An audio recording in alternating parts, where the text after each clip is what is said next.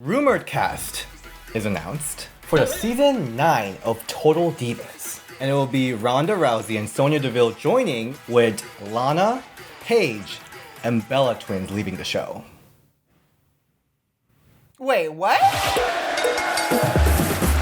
Welcome to Ring of everyone, this is DS. Wait. I just told this news to the love right now. Happening? Let's get right into the news. So Pro Wrestling Sheets, they announced that the Bella twins are leaving Total Divas. You're playing with me. I'm not. So I'm just like, I'm really upset right now, like for real. So I'm really losing the Bellas like altogether. No, they have Total Bellas. But I mean, it's just not the same. Like, okay, that kind of just made me really upset. I'm not gonna lie. Because I told Divas it's like one of the things that got me like really wanting to do this, and like the Bellas are like everything to me. So this is a raw reaction from Lola right now. Okay, I'm not gonna cry though, but for real, like that is kind of like upsetting. It's like I'm losing like all the like. The OGs? I'm losing the Divas. Well, Natalia's still there. I know, but it's just not the same. This is quite a cast change for Total Divas. Of course, the official cast has not been announced yet, but Sonya Deville just confirmed that she will be joining on AfterBuzz. Squared Sirens first reported that there are camera crews at Ronda's barn, so they are filming her. I would have her never journey. expected her to do something like that. Now it kind of makes sense. If Total Divas are losing Bellas, they need someone to have that star power in there. That's true. I didn't watch the last season of Total Divas, but it was kind of weird because they were following all the women that is with the WWE tour schedule, and then just Bella Twins, who's doing other stuff outside of the schedule. That's true. Because they are like super part-time. Yeah, now. so it seemed like two different shows. Yeah. Total Bellas are still going. Yeah. So I hope that makes you feel better. But see, this is like why I just feel like people need to just give them their credit, because without them like essentially carrying the show along with everyone else, it left it open for all of your favorites that you feel really deserve to be champion and stuff to, because I think she's going to take a break probably. Who is? Ronda. And Ronda. so this will be something that kind of bridge the gap for her until she comes back. If that's what's really going to happen. Oh, she's I see. Going to have children, or she just wants to have time with her man or whatever. So let's get into wrestling news. Okay. Let's talk about the confirmed matches for Elimination Chamber, which is happening this weekend. Ooh, I'm scared.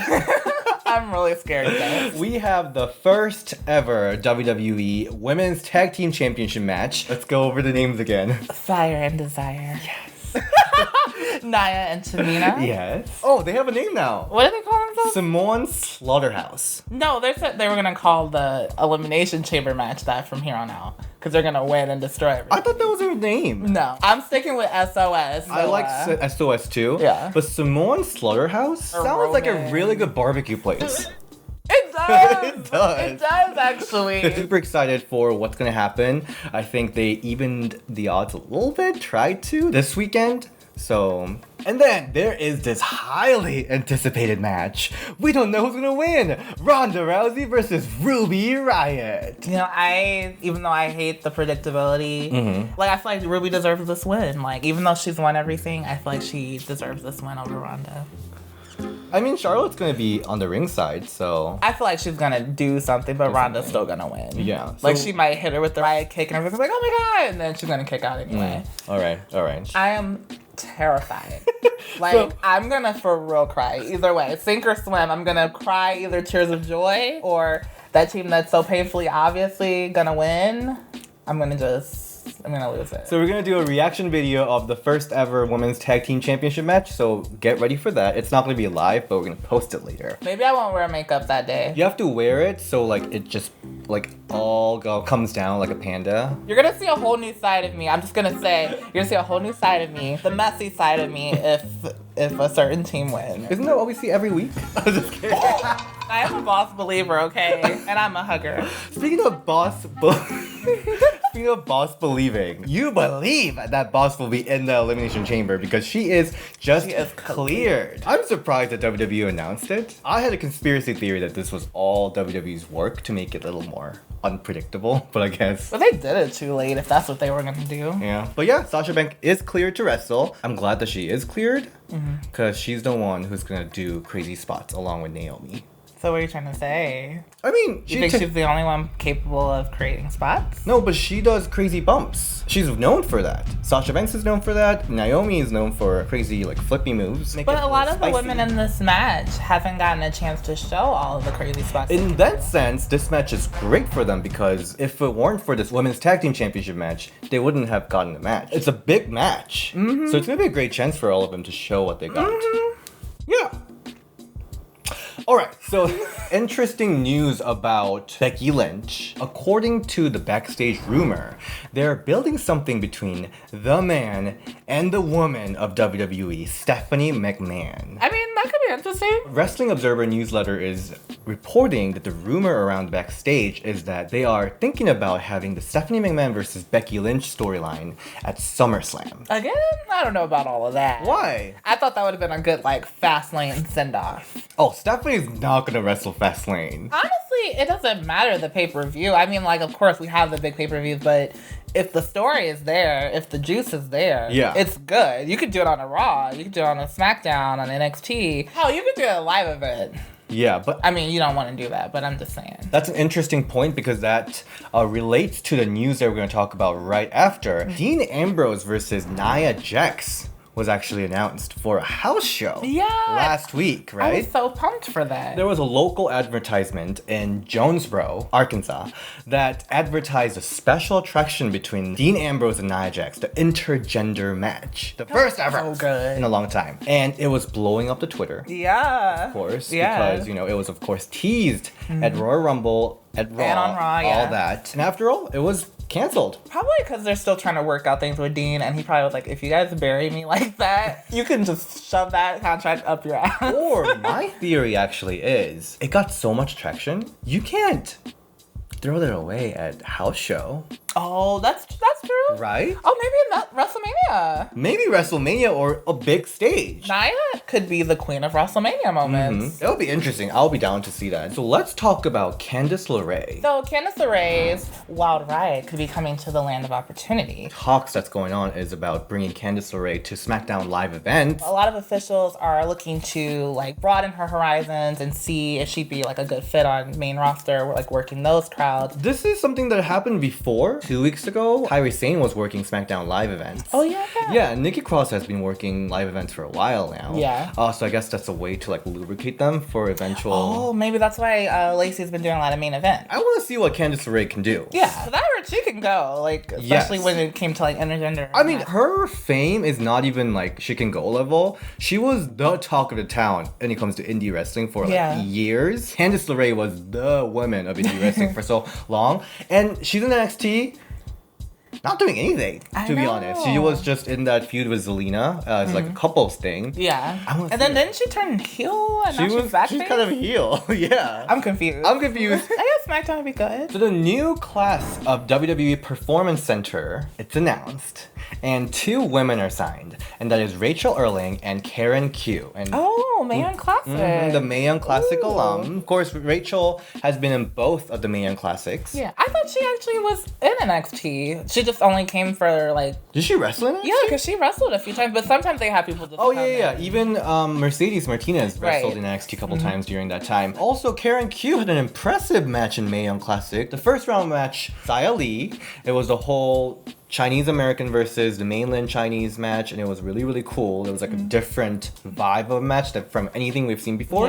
Also, Karen was wrestling with ROH, so she made that move. Speaking of PC, I really want Jake Atlas. We were going to interview him in LA, but it didn't go through because he was a little busy, but really, really excited to see where he goes. He's not signed yet, but I hope, I really hope he could be the next one to be signed to WWE. He seems amazing and super hot. I was saying he looks amazing. Which we're all into. But we should talk about the big signings that is announced in AEW. And I covered it last week a little bit, but I wanted to go over it with you because first ever major wrestling company signing with a transgender wrestler, right? And that is Nyla Rose. Nyla Rose. Yeah. That's really good. What do you think? That's great. That is, once again, like, setting the tone, opening doors, shattering those glass ceilings for girls like me. So the first ever women's match is announced for AEW. For AEW's Double or Nothing, the triple threat match is announced between Nyla Rose, Britt Baker, and Kylie Rae. The story behind this was that Nyla Rose and Kylie Rae actually had a face-off at the conference. Yeah. And Britt Baker actually reached out to Brandy via social media and was like, I'm feeling a little left out. And Brandy was like, well, girl, we've got plans for you. So the match ended up being a triple threat. And I'm excited. Interesting. Because Kylie Rae, I've seen her work at Freelance here in Chicago. Amazing. I want to be as technically sound as she is. And she's from Chicago, too. And she's from Chicago, That's very cool. So I have to support my Chicago sister. Their signings are very interesting. When we were first thinking,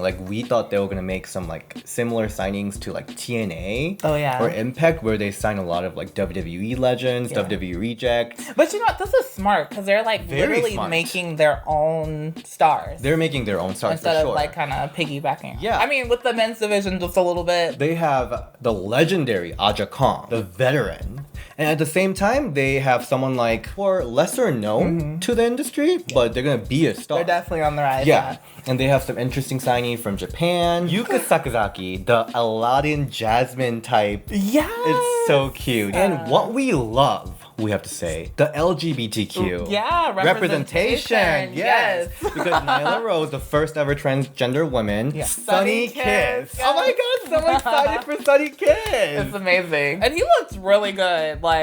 Face was beat, he was so poised, and he just looked good. And I'm just so happy for him. We have Darren Young and Sonya Deville from WWE, but we never had a wrestler who is actually gay who completely embraced it as a character. Yes. And embrace it into their moves. Not necessarily that all gays are like that, but there was no one who actually put that forth in the character-wise. Yeah. Super excited. So seeing how this is Black History Month, each year, WWE always features, current superstars giving their own testimonies about, their journey into WWE and who they looked up to and others who visit the museum and what they learned. I was on DivaDirt and I came across this article that spoke on different women who were the first pioneers for women of color in WWE, and some of those women include Babs Wingo, Ethel Johnson, Marva Scott, and there's dozens of other women. It was a very interesting read, for sure, because these women I've never.